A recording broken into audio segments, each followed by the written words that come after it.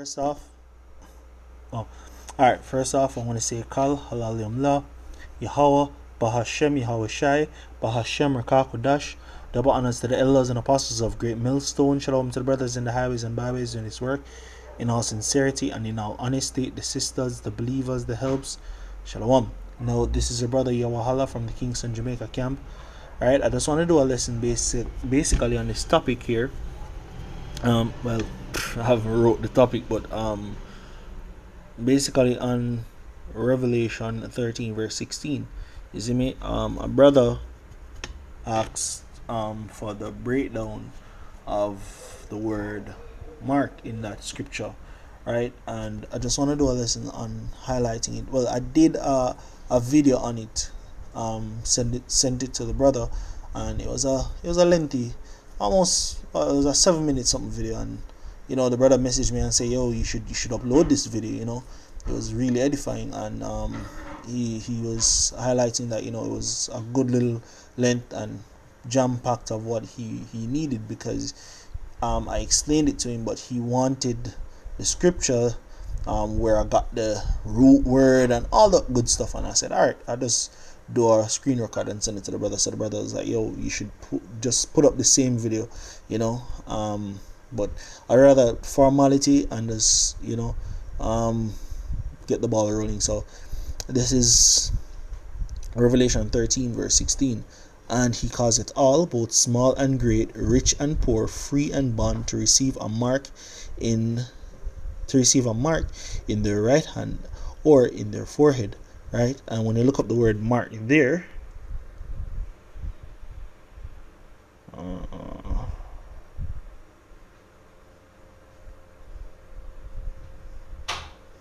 all right, so the word mark here, so look it up. All right, it goes back to the Greek word. I don't know if you're gonna hear this.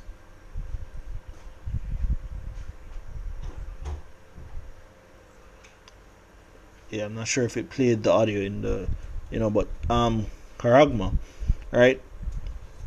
And it just simply means a stamp, an imprinted mark of the mark. Hold on. I have some line in my display, so you probably wouldn't see it, but yeah, I can't see the word here. Of the mark stamped on the forehead or on the right hand,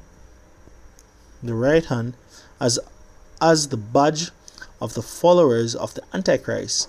The mark branded upon horses, things carved, sculpture, graven work of idolatrous images, right? So it just means like a tattoo, or as it says, a stamp or imprinted mark. You see me? When it says a mark branded on horses, it can just simply mean like a tattoo. You get me? You get a tattoo or one of those. It's just a simple mark. That's all it means. That's all this goes into a mark, a stamp. You see me? Something that you symbolize something or show. Right? And when you look up the root word, as it says here, root word etymology from the same as, and it goes to karax. Let's get into that. Here it says karax.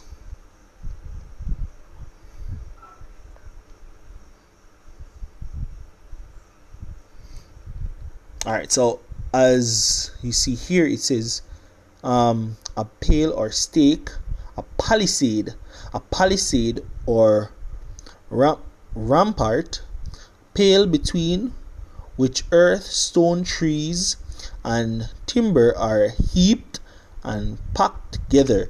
So when you look into the first part, it says a pale or stake. Is it me? A palisade. Let's look up the word palisade, because this essentially means a sharp tool. You see me? A pale or stake, that's a sharp tool that you use to puncture. You get me? Like in this case, it's the syringe. You see me? The syringe is that tool that you use to puncture what exactly? The skin. You see me? To put that mark in. You understand? To that's the puncture in the skin to put the mark into. You get me? I look up the definition of palisade. All right, a fence of wooden stake or or iron railing fixed in the ground, forming an enclosure or fence.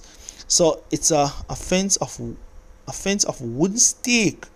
So it's a sharp tool that you use to drive into the ground, right? To help make that fence, to make up that fence. So it's that puncturing or that stabbing instrument. That's simply what it is, a stabbing instrument. You see me?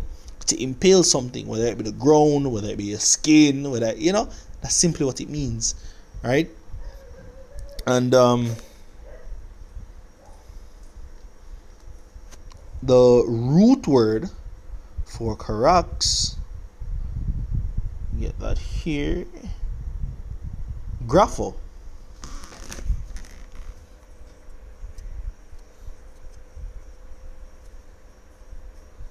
So graphel goes to write with reference to the form of the letters, to delineate or form letters on a tablet, parchment paper, or other material, to write with reference to the content of writing. And if you look up the details of the RFID chip, it literally just goes, it can hold up to 20,000 pages. So imagine a small device that you can store any amount of details, whether it be your credit card details or your banking details overall, your commute details like your bus card to take on the go. It has your toll information, so you can just buzz it at the toll booth. It has your passport details, so you can just travel freely without having an actual passport booklet, but it's stored on your card. It has your medical details, so anything happen to your road and you need for go, so boom, quick access, scan you, and all of your details come up. It helps to eliminate the whole need of government detail. You got to deal with some at the tax office, or you got to make a purchase for a device. They must say, oh, we need ID for you do that purchase here. You just get a scan of your card. You give me your RFID card, and by the time you scan it, everything for you come up. You understand me? And with all of that coming together, right, you need something like the blockchain, right, where everything communicates with each other. You understand me? Now, all your details is going to be consolidated on this one device, and this device is a read-only device. Hence why it is scanned. Everything is uploaded to that device, and you can't edit anything. You can't change anything on it, right? It's located on the system. Whatever they update on the system and they update it to your chip, that's it. And you just go about scanning and getting details. If you make a purchase and you go so boom and scan it off, it read back to the system. That's all it does. It sends back the data to the system, right? And from their end, and say, oh, you scan a chip. They're like, oh, John Brown have $2,000 in him account, $2,000. He make a purchase of a $1,500 purchase. It's taken off his account and it goes back to the system, and the system communicates this and updates your information, hence reflected on the chip. When you scan again, the new updated information is reflected on the screen, and they're like, okay, we'll have John Brown information. John Brown just traveled, make a purchase here, he got sick here, he spent this here, he earned this amount here. All of your information is there and easily accessible. That's how it's going to work. That's how it's going to function. Hence why it has these three root words, right? It's just a mark or a stamp, you see me, that's inserted by a sharp tool that can hold information. That's pretty much it. When you read it now again, it says here, and he causeth all, both small and great, rich and poor, free and bond, to receive a mark in their right hand or in their foreheads. You see me? And that no man might buy or sell save he that had the mark or the name of the beast or the number of his name. You can't buy or sell, and buy or sell doesn't mean literally just goods and food. You see me? It can mean services also, whether it be to commute, whether it be healthcare, whether it be a device or equipment or a home, anything. Buy or sell. Doesn't mean just food alone. You can't buy some food at the grocery store. No. Goods or services. You understand me? So with that, I hope that this lesson was edifying. I want to say Kal Halalimla, Yahweh, Bahashem, Yahweh Shai, Bahashem, Rakakadash. Double honors to the elders and apostles of Great Millstone. And shalom to the brothers in the highways and byways doing this work in all sincerity and in all honesty. Sisters, the believers, the helps. Shalom.